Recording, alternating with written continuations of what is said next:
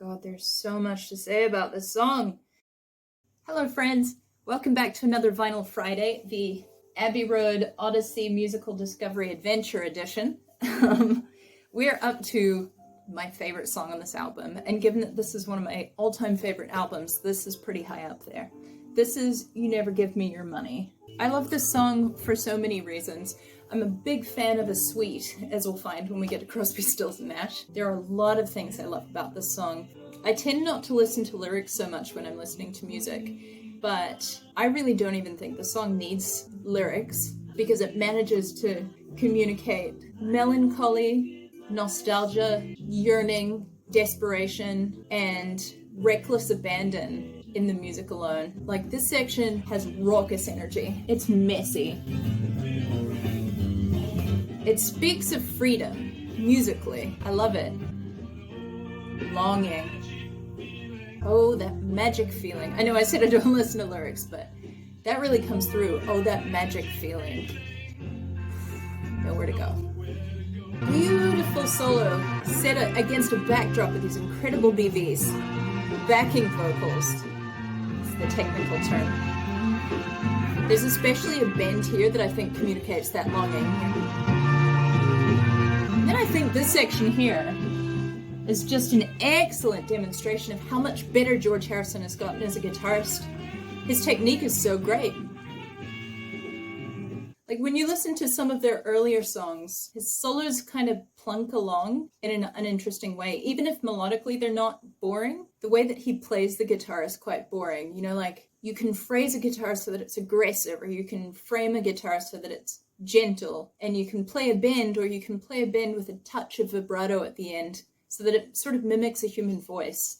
And all of these things are part of what makes a guitarist a good guitarist, as opposed to any guitarist who walks into a music store and cranks one of the amps up, picks up a Fender, and is obnoxious about it. Nobody's impressed by you. Back away from that negativity. His early solos tend to lack direction. It's kind of just like he's plucking every single note with his picks. It has the effect of making the solos sound like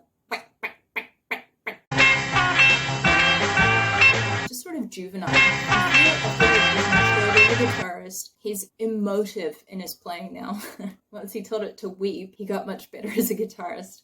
I think I've mentioned Eric Clapton before, but I think Eric Clapton had a big impact on that, because obviously he was a better guitarist at that point in time than George Harrison was, and I think George Harrison looked at that and went, wow, there's so much more that I could be doing here. That's my headcanon. But yeah, I just think the solo is lovely.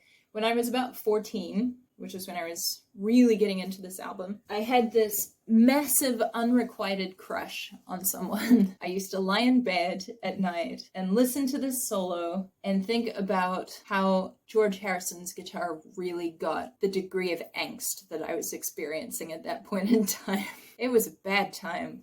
But it was also a good time, because it's kind of exciting, I think, as a 14-year-old to have those kinds of feelings amped up to that level, you know, because you've kind of never had that before. So whenever I listen to this song, I think of myself being just super angsty and lying in bed and thinking about how the universe hated me. Otherwise, this person who shall remain unnamed would love me back.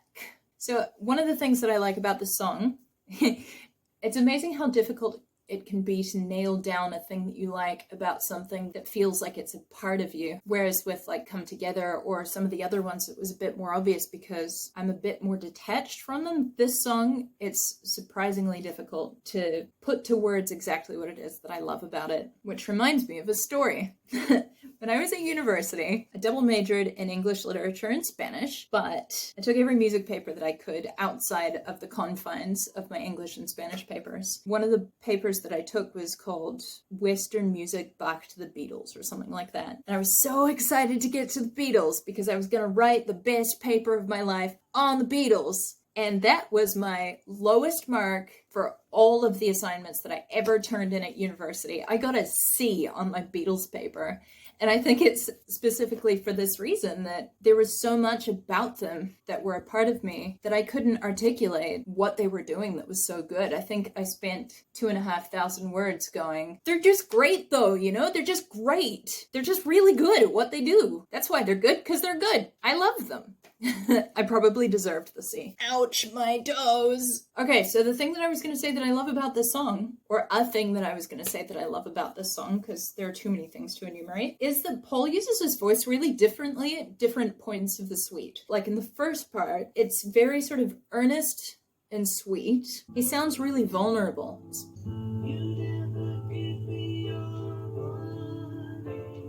In the second part, he sounds like a hot mess, but in a fun kind of way. He does that sort of like, thing that he has going on, sort of in 1969 and 1970. Jojo was a man who thought he was a loner. And he didn't really used to sing like that prior to 1969 so much. So he's kind of doing that voice in this section.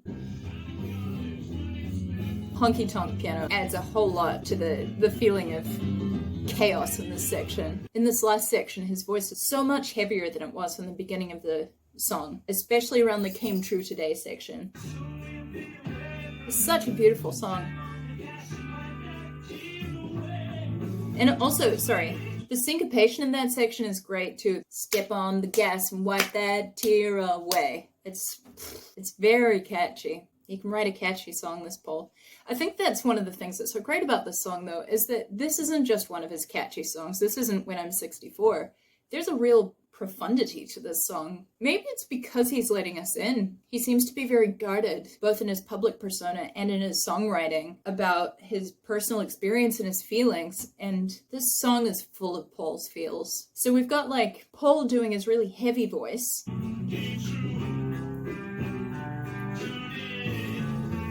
And then we've got these eerie, like, nasal, high-pitched backing vocals. Here they are.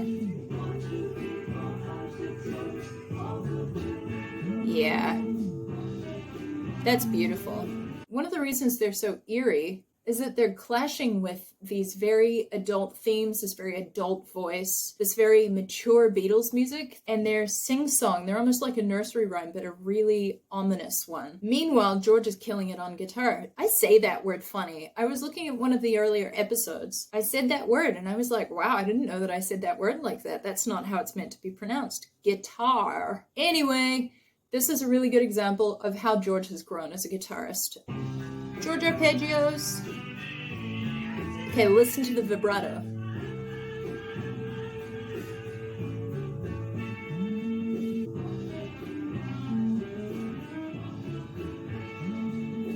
Yeah, man, his guitar just communicates something in a way that it never used to. Like, I feel like the solos were token before, and now he has something to say, and he has a vocabulary with which to say it. He has an accent with which to say it. Stunning work, George. And Paul. I guess what I was trying to say before is, like, I like the other songs, but this elicits a deep emotional response in me when I listen to it. We haven't even gotten to the end. I'm gonna have to prepare myself for that. I suppose that's all I have to say about that song. I just love it so deeply. It almost feels exposing to do an episode of Vinyl Friday about this song because I just feel so much for it, and because of it. Yeah. So, I hope you got something out of it. I hope it elicits an emotional response in you too. Thanks for hanging out with me while I listen to this song, back and forth and upside down and out of order. I'll see you here next week. Bye! Guitar.